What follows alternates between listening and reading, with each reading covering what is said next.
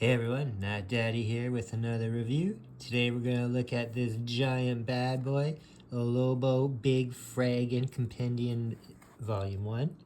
Like I said, this is a big book here. I believe it's just under 1,500 pages. This collects, let's see here, this collects his first appearance in Omega Man number 3, the Lobo miniseries, Lobo issues 0 through 9, and 1 and 2 annual. Lobo Paramilitary Christmas Special was a one-shot. Lobo is Back 1 through 4. Lobo Blazing Chain of Love number 1. Lobo Infanticide 1 through 4. Lobo Portrait of a Victim number 1. Lobo Unamerican Gladiators 1 through 4. The Lobo Convention Special. Lobo A Contract on God 1 through 4. Lobo in the Chair. Green Lantern Corps Quarterly number 8. Superman the Man of Steel number 30.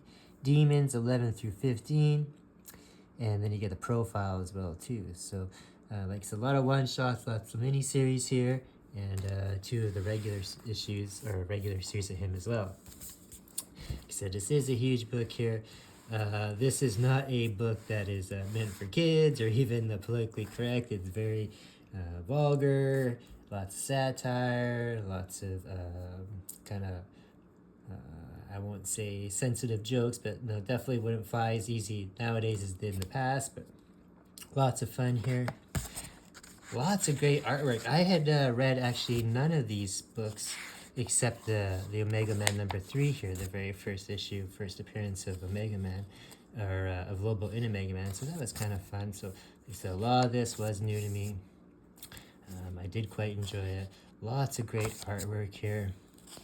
The Omega Man stuff, you know, you can definitely tell it's Lobo, but it's also, you know, very, minor compared to what Lobo becomes in the later forms in that. So the first one wasn't alright, and then we start jumping into the other stuff, newer stuff. This is more familiar in that. Lobo is basically a badass, does whatever he wants. He's the last Caesarian. He killed his whole planet just so he could be the only one. He's pretty indestructible. He kind of has similar powers to Superman. He can't die.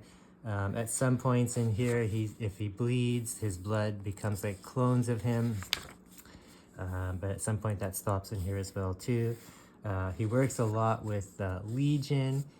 He does like kind of like bounty hunting a lot for him. All different kinds of art in here. You know, a lot of it is kind of crazy, you know, kind of punky art like this, and that works well with him because he's that type of person, that type of horror in that. Lots of violence in that in here. He's pretty violent. He's much like Wolverine in the sense that he always wants to fight in that. But he's basically this big space asshole for one thing. This is him bringing in his 4th grade teacher there as a bounty. So lots of great stuff in here. Some of the artwork is a little bit more cleaner than others. This is some of the darker stuff, and then you get more artwork later on in here that is clean and pristine. This is him against Demon, Etrigan. I read this pretty fast. I read this in just over a week, and because I was enjoying it so much. Very, very fun, very tongue-in-cheek, not to be taken serious. You know, kind of like a lot of Deadpool humor that is, you know, kind of relevant nowadays, but so I quite enjoyed this. Lots of silliness. A few different people show up in here, like Demon plays quite a bit in here. Phantom Stranger's in here. Superman has an encounter with Superman.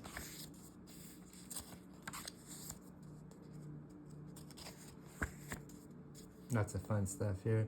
This is where he's Superman, or sorry, Santa I should say. Lots of fun here.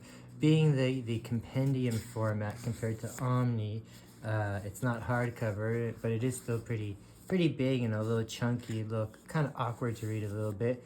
But being that compendium size, it gives a little bit more affordable price tag, around $50, so not too bad for that. So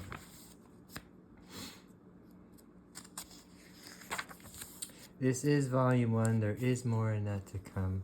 But like I said, I was pretty happy and impressed with this so far because I wasn't really familiar with Lobo, and I thought this would be a great way to get into it for an inexpensive price point and to get as much bang for my buck here, and it does work out that way, so quite happy with this.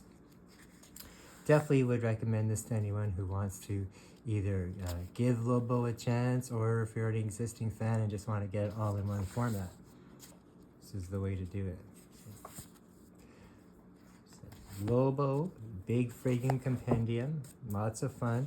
Definitely not for younger viewers. If you're a comic book fan in the 90s and the early 2000s, this is definitely familiar for a lot of you. Lots of fun. Like I said, I enjoyed it a whole lot more than I thought it would because I wasn't really super familiar with it. But like I said, Lobo Big Fraggin compendium, book 1, and like I said, it does collect a lot there, and for about $50 American, $60, 80 Canadian, depending on where you buy your stuff in that, but if you can get it on sale, sometimes you can. It's pretty good. I would say definitely check it out because it is worth it for the price. See you guys all later for another review.